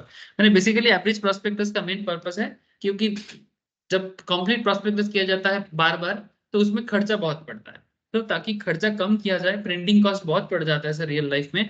और आजकल ऐसे तो digital जमाना आ गया, पर फिर भी company को ना थोड़ा बहुत, मैंने जब भी आप फंड हाउस के पास जाओगे, ठीक है, आप अलग अलग इंस्टीट्यूशंस के पास जाओगे प्रोस्पेक्टस लेके, क्योंकि जो अंडर राइटर का काम करते हैं मार्केट से 200 करोड़, 300 करोड़, 1000 करोड़, 2000 करोड़, 5000 करोड़, कोई मामूली बात है क्या?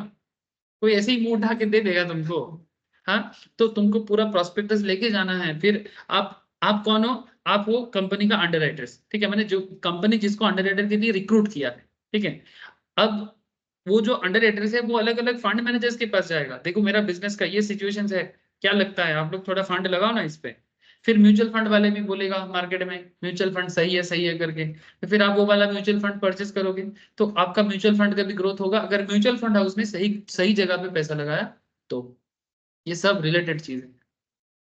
म्यूचुअल फंड भी सही है तब होता है जब एक अच्छा म्यूचुअल फंड एक अच्छी कंपनीज के प्रोस्पेक्ट में पैसा लगाता है, और अगर वो एक ग्रोथ बिजनेस होता है तो म्यूचुअल फंड्स भी बल्ले बल्ले होता है। समझ में आ रहा है?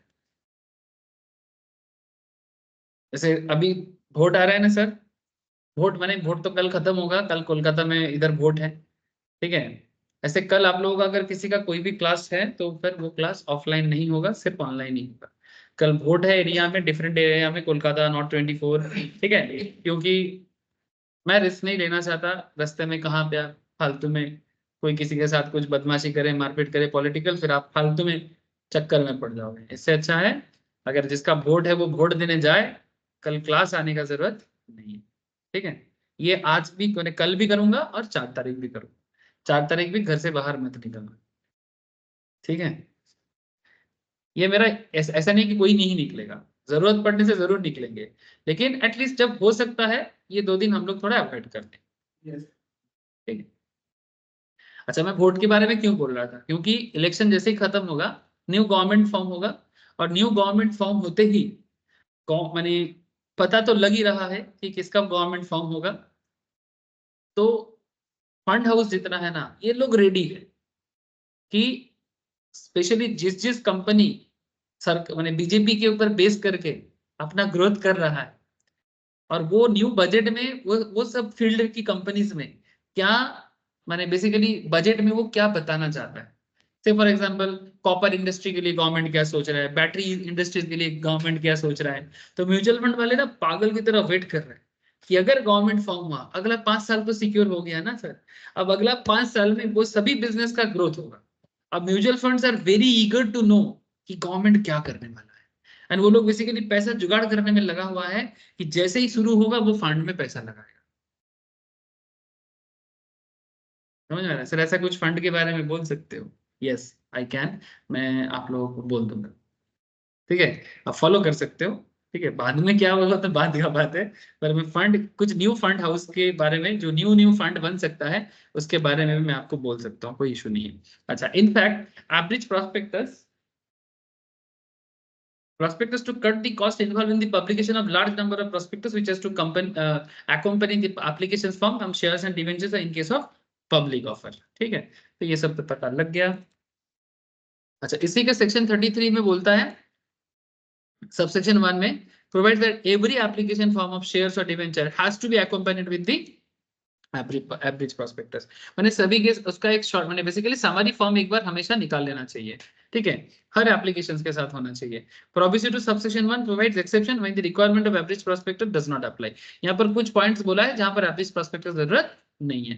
When application form is issued in connection with a bona fide invitation to a person to enter into an underwriting agreement with respect to shares or debentures। मैंने जब किसी के साथ कोई स्पेशल एग्रीमेंट हो रहा है, बोना फाइड एग्रीमेंट में एकदम क्लियर कट एग्रीमेंट कि भाई आप इतना पैसा बिजनेस पे लगा सकते हो, तो ऐसे केसेस में एवरेज प्रोस्पेक्टस दिखाने का जरूरत नहीं है, वो मेन प्रोस्पेक्टस से ही काम हो जाएगा। इन रिलेशन टू शेयर्स और debenture which were not offered to the public, जो शेयर पब्लिक को ऑफर नहीं किया जा रहा है, मैंने बेसिकली आप समझ रहे हो किसको ऑफर किया जा रहा है।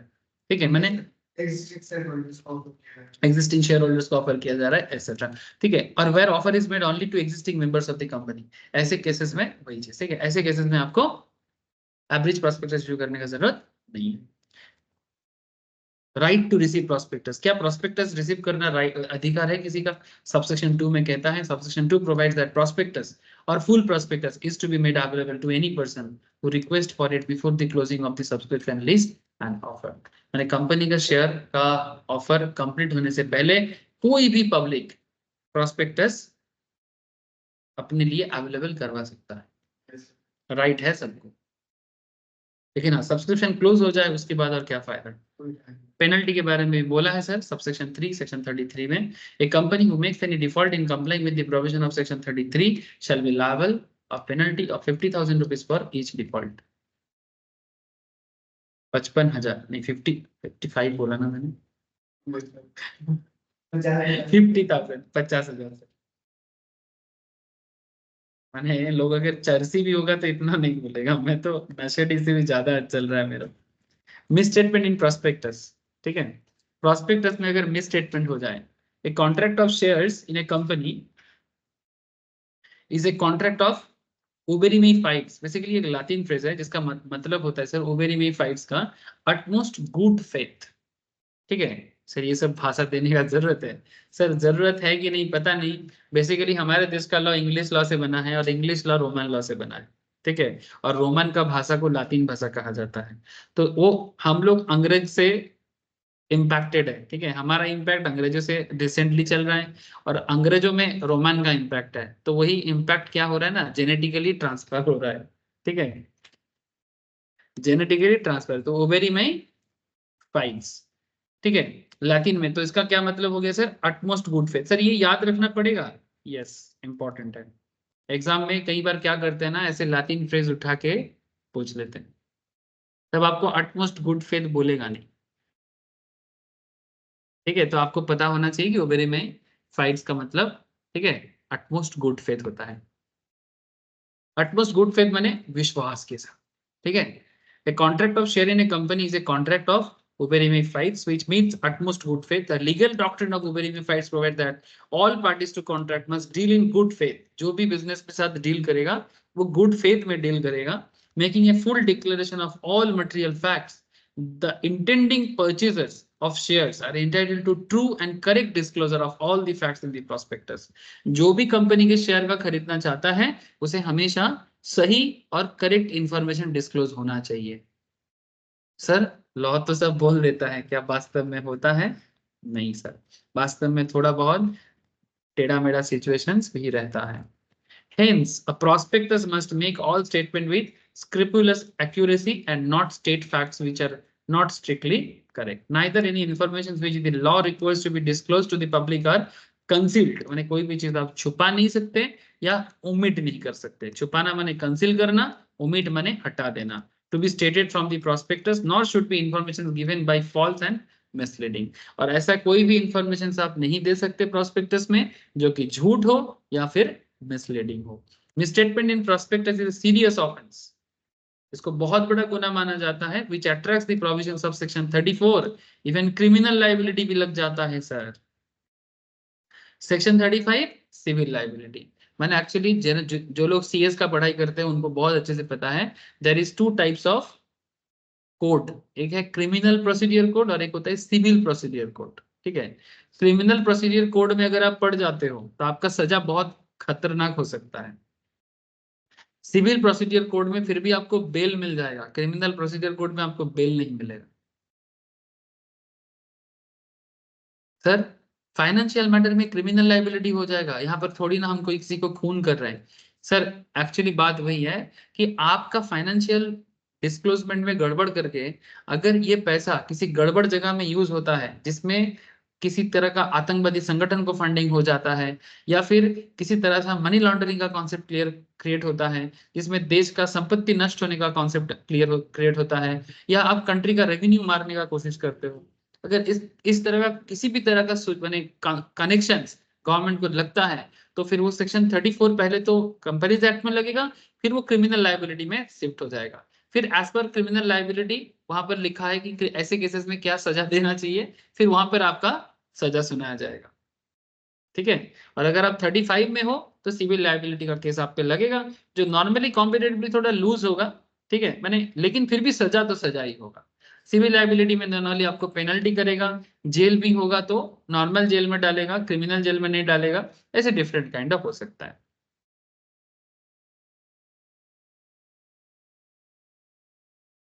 In this section, we will learn about misleading prospectus, remedies for misrepresentation in the prospectus.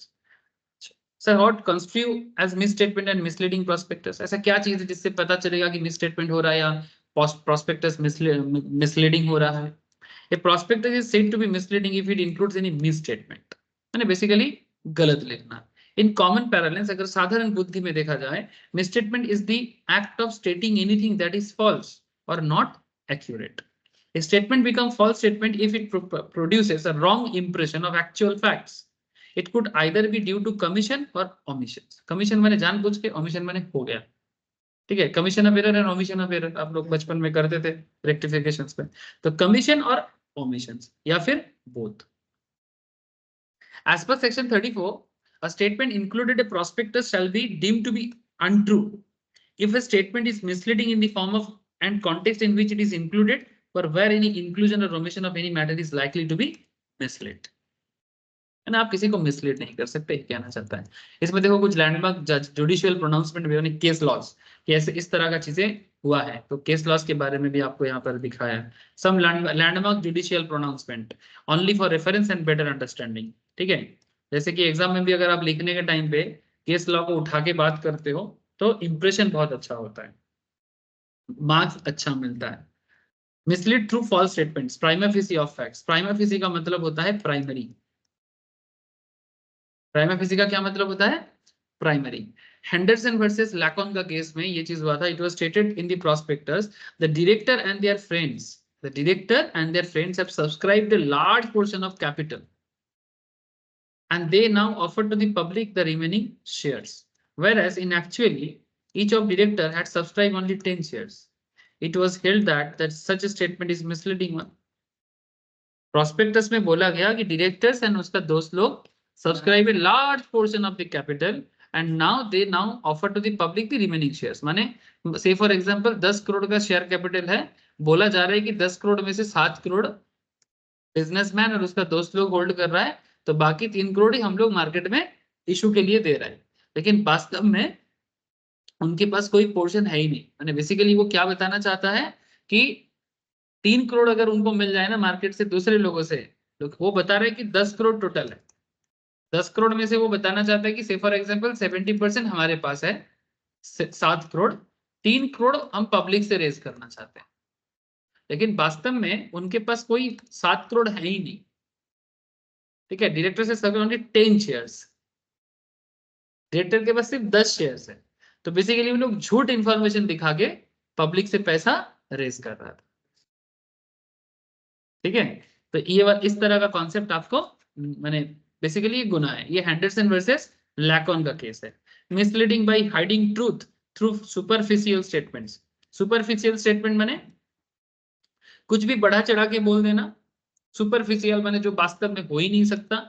If the prospectus it is stated that company had regularly paid dividends, in actual company has been incurring substantial losses. माने तुम loss में हो तो तुम dividend कैसे दे सकते हो? तो भी रेगुलरली, ठीक है। ऐसे तो लॉस मेकिंग बिजनेस डिविडेंड दे ही नहीं सकता, क्योंकि dividend is a part of profit. Yes, there may be some situations जहां पर कंपनी पिछले साल के प्रॉफिट से डिविडेंड दे सकता है इन लॉस मेकिंग सिचुएशंस। ये कंपनी लॉ में आगे के चैप्टर में मैं पढ़ाऊंगा आप लोगों को। लेकिन आपको पहले ये समझना चाहिए कि लॉस मेकिंग कंपनीज रेगुलरली कैसे डिविडेंड दे सकता है, ठीक है। दैट इज नॉट पॉसिबल ना।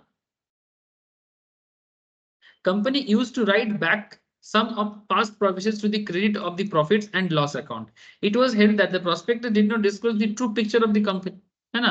माने कंपनी अपना ट्रू पिक्चर लोगों के सामने नहीं दे रहा है, ठीक है। माने बेसिकली ये तो वही जैसे वो आप लोग ऑडिट क्लास जो लोग करते हैं उनको पता है, ऑडिट में हम लोग वो सत्यम कंप्यूटर्स वाला स्कैंडल्स के बारे में, सत्यम कंप्यूटर्स में इतना प्रॉफिट ही नहीं हुआ था जितना प्रॉफिट वो दुनिया के सामने दिखा रहा था। समझ में आ रहा है? Mislead through ambiguous statement. Ambiguous का मतलब होता है धुंधला, क्या कहना चाहता है क्लैरिटी नहीं करता है, इसको बोलते हैं एम्बिगस, ठीक है। Ambiguous statement, Smith versus Chadwick का case. The prospectus of a manufacturing company contain the present value of turnover is 1 million pound sterling per annum, million sterling per annum. The statement was true only if production capacity is considered, but untrue if it meant the present production level, that is capacity in utilizations. It was held that such a statement which director knew may bear multiple meaning, out of which any can be false to their knowledge, considered to be furnishing of misleading statements. कहना क्या चाहता है कि company कहना चाहती है कि present value of turnover is 1 million pound, ठीक है, 1 मिलियन यूके पाउंड। तो ये 1 मिलियन यूके पाउंड का जो टर्नओवर बताना चाहता है, इसमें स्टेटमेंट में वो बोलता है कि if production capacity is considered तो फिर 1 मिलियन, बट अगर if but untrue if it mean the present production level, that is capacity in utilisation. माने कंपनी मैक्सिमम इतना कर सकता है और कंपनी का करंटली इतना हो रहा है। माने बेसिकली वो क्लियरली नहीं बोल रहा है कि उसका एक्चुअल टर्नओवर कितना होता है।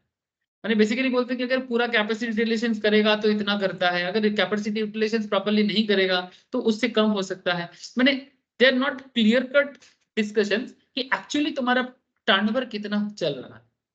तो जब तुम क्लियर कट टर्नओवर के बारे में कंपनी को नहीं बताते हो पब्लिक को, तो फिर पब्लिक कंफ्यूज होगा ना कि भाई वो क्या क्या समझेगा कि capacity, production capacity is considered when true only production capacity. मैंने अगर प्रोडक्शन कैपेसिटी देखा जाए तो 1 मिलियन माने maximum capacity, but current capacity देखा जाए तो उतना नहीं हो रहा है। तो what is the actual concept कि तुम्हारे एक्चुअल में कितना हो रहा है। तो ये सब चीजों सिचुएशंस क्या हो जाता है, एम्बिगस स्टेटमेंट हो जाता है। अरे पब्लिक समझ लेगा कि क्या है, ठीक है। तो आप क्लियर कट बताओ कि भाई ये सिचुएशंस, ये सब केस लॉ एक्चुअली आपको डायरेक्टली कभी नहीं पूछेगा, लेकिन आप एग्जाम में आंसर करने के टाइम पे केस लॉ को मेंशन करके आंसर कर सकते हो। सर मिसलीडिंग प्रोस्पेक्टस का इंपैक्ट क्या होता है, जोर का होता है।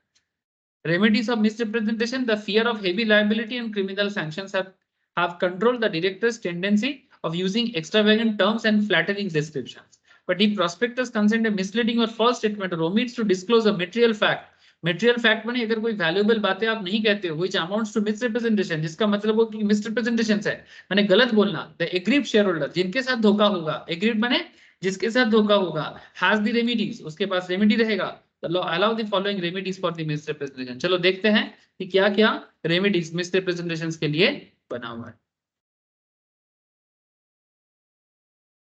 देखो, remedies for misrepresentations in prospectus against the company, अगर कंपनी के अगेंस्ट में है,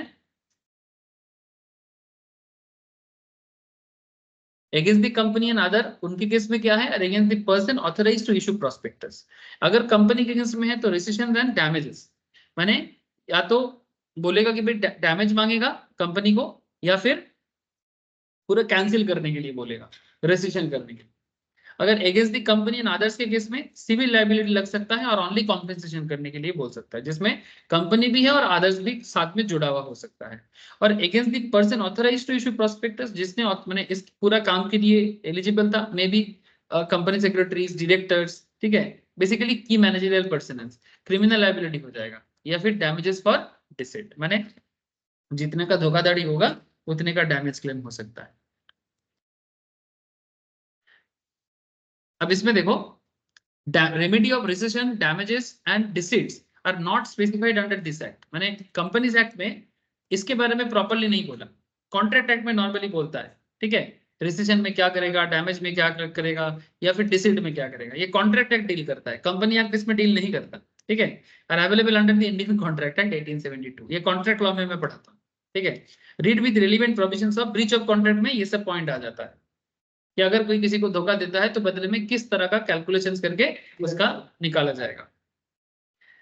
इसको और भी कुछ चीजों के साथ पढ़ा जाता है, specific relief act 1963, whereas criminal and civil liabilities provided under section 34 and 35 respectively of this act. Since remedies specified above are alternative courses, hence all of these remedies are not available simultaneously, whereas appropriate combination of these can be claimed. To illustrate claim for compensation under section 35, and civil liability of this act being special statute where jurisdictional power is vested in NCLT, माने NCLT माने national company law tribunal, माने अगर कुछ भी ऐसा गड़बड़ होता है तो ऐसा नहीं कि जिस शेयर होल्डर के साथ धोखा होता है वो कहाँ जाएगा, वो एनसीएलटी में जाएगा कि भाई कंपनी ने मेरे को शेयर इशू के टाइम पे गलत इंफॉर्मेशन के थ्रू से मेरे से शेयर का पैसा लिया था, तो वो कहाँ जाएगा, एनसीएलटी। तब एनसीएलटी उसके बारे में डिस्कशन देगा, उसमें बेसिकली एनसीएलटी से कंपनी लॉ कोर्ट, ठीक है, और फिर उसके ऊपर बेस करके डैमेज क्लेम का पूरा प्रोविजंस वगैरह क्लेम किया जाता है। समझ में आ रहा है ना सर? तो बस यही चीज है सर प्रोस्पेक्टस रिलेटेड, बाकी कुछ क्वेश्चन आंसर यहाँ पर दिया हुआ है, सिविल लायबिलिटी कितना हो सकता है, क्रिमिनल लायबिलिटी क्या क्या हो सकता है, आगे ना सिर्फ क्वेश्चन आंसर ही ज्यादा दिया हुआ है, ठीक है। आप लोग एक बार ना बाकी जो सेक्शंस है प्लीज एक बार गो थ्रू करिएगा, ठीक है। बाकी इसमें फ्रॉड का क्या है, मैंने फ्रॉड करने से क्या से मैंने तुमको पेनल्टी लगेगा, ठीक है। आगे बेसिरभाग केस में, अगर आप ज्यादातर केस में तुम क्या देखोगे कि क्वेश्चन आंसर ही ज्यादा दिया हुआ है। और एक सेक्शन है securities to be dealt with in stock exchange, अगर स्टॉक एक्सचेंज में कोई शेयर डील होता है सेक्शन 40 में कहा गया है, तो उसके लिए क्या रूल्स रेगुलेशंस बना हुआ है। आप लोग मेरे से नोट कलेक्ट कर लेना सर, और एक बार ना गो थ्रू करना, ठीक है। जितना हुआ है वो भी करो, और जो नहीं हुआ है उसे भी एक बार गो थ्रू करो, जितना समझ में आता है ठीक है, बाकी डिस्कशन में नेक्स्ट क्लास में करता हूँ, ठीक है। फिर प्राइवेट प्लेसमेंट होके फिर खत्म होगा, प्राइवेट प्लेसमेंट जब तक नहीं होगा खत्म नहीं होगा, ठीक है। प्राइवेट प्लेसमेंट माने प्राइवेट लेवल में किस तरह से पैसा का लेन देन, पढ़ो सर, जितना हो रहा है उसी को अच्छे से पढ़ो, ठीक है। और जो बाकी है वो नेक्स्ट क्लास में मैं डिस्कस करता हूँ, लेकिन नोट्स कलेक्ट कर लो और गो थ्रू करो, क्योंकि पढ़ने का तरीका तो पता चल गया ना सर कि कैसे पढ़ता है और उसका मतलब, अगर आपको थोड़ा कॉन्सेप्ट क्लियर हो जाता है, मार्केट कैसे काम करता है समझ में आ जाता है, तो आपको समझ में आ जाएगा कि कहना क्या चाहता है। जहां पर डाउट होगा पूछ लिया करो, ठीक है। ठीक है सर, आज इतना ही रखते हैं, बाकी चर्चा नेक्स्ट क्लास में करते हैं, ठीक है सर। आज जो অভিজিৎ, নীল, প্রিয়া বোঝা যাচ্ছে?